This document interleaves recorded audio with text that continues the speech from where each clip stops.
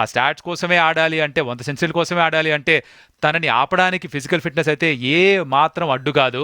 So it once again shows that ఎన్నో సందర్భాల్లో చెప్పాడు ఎంఎస్కే, నాకు ఏ రోజైతే మోటివేషన్ 100% ఉండదో ఆ రోజు తప్పుకుంటాను ఈ ఆట నుంచి అని ఆ మాటకి కట్టుబడి ఐ థింక్ ఈస్ స్టెప్డ్ అవే.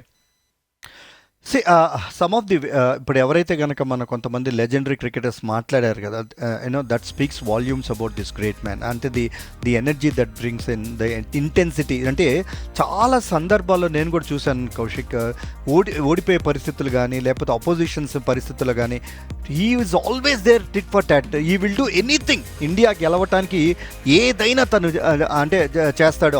అవసరమైతే ఇంటిమిడియేట్ చేస్తాడు, స్లెడ్జ్ చేస్తాడు, he will take the fine on himself.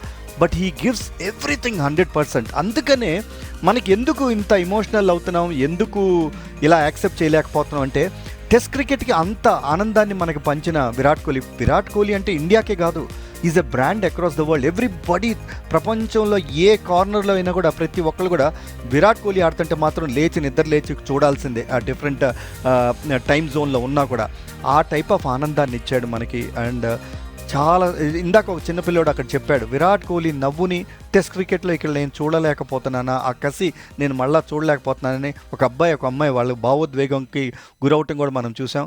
వాళ్ళిద్దరే కాదు, యావత్ ఇండియన్ క్రికెట్ ఫ్యాన్స్ కానీ ప్రపంచంలో ఉన్న క్రికెట్ ఫ్యాన్స్ అందరు కూడా అదే భావోద్వేగానికి గురైనట్లుగా అనిపించింది.